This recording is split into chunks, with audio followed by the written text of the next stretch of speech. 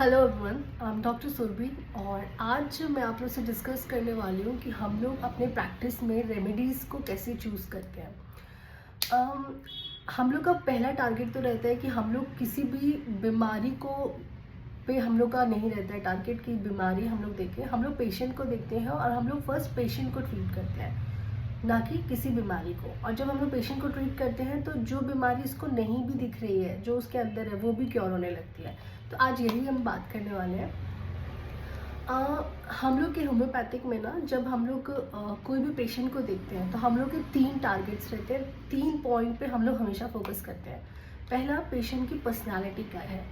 दूसरा, उसका इमोशनल और मूड सेट क्या है, ठीक है। और थर्ड वन इज़ कि उसकी मोडालिटीज़ क्या है, मतलब पेशेंट को जो प्रॉब्लम है उस वो कब बढ़ रही है और किस चीज़ से उसको बेटर फील हो रहा है, ठीक है। और ये 3 चीज़ें देखते हैं ना। और हम लोग की होम्योपैथिक जब हम लोग पढ़ाई करते हैं तो ये 3 चीज़ को हम लोग इंडिविजुअलाइजेशन बोलते हैं। इसका मैं एग्जांपल आप लोग से शेयर करती हूँ। जैसे कि मेरे क्लिनिक पे आज से 1 वीक पहले एक माइग्रेन का पेशेंट आया। वो माइग्रेन का पेशेंट जो है ना, उसको जब पेन होता है तो वो बहुत ज़्यादा गुस्से में रहता है और उसकी पर्सनैलिटी भी वैसे है। वो बहुत एंगर पर्सनैलिटी है। खाने में उसको हमेशा स्पाइसी फूड चाहिए, ऑयली फूड चाहिए।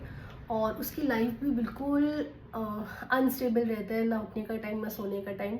और उसको कॉन्स्टिपेशन भी रहता है, गैस्ट्रिक इश्यूज भी रहते हैं। तो ऐसे पेशेंट को मैं नेक्सवार्मिका दूंगी अगर इतने पॉइंट्स को कंसीडर करूँ तो।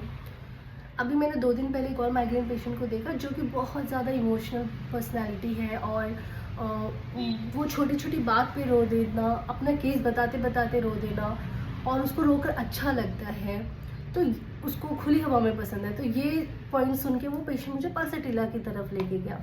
तो यही होता है कि हम लोग के जब हम लोग होम्योपैथिक को प्रैक्टिस करते हैं और पेशेंट के लिए रेमेडी चूज़ करते हैं तो हम लोग ये सारे पॉइंट्स पे फोकस करते हैं और फिर एक पर्टिकुलर रेमेडी निकलती है, उस रेमेडी के साथ तो पेशेंट को ट्रीट करते हैं।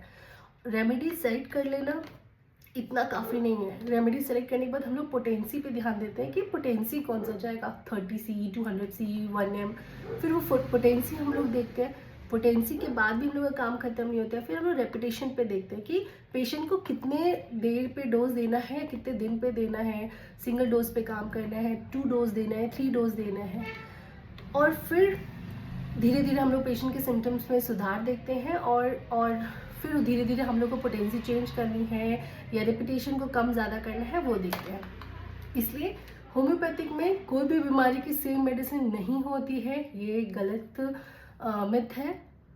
हर पेशेंट का अपना सिम्टम्स होता है, अपनी चीज़ें होती हैं, और उस सिम्टम्स को देखते हुए सारे ये जो 3 मैंने प्रोसेस बताए थे, फिजिकल, इमोशनल और मेंटल और मोडालिटीज़, ये तीनों को देखकर हम लोग मेडिसिन चूज़ करते हैं, पोटेंसी चूज़ करते हैं, और उसको कितने दिन पे देना है, उसके रेपिटेशंस क्या है, वो देखना है।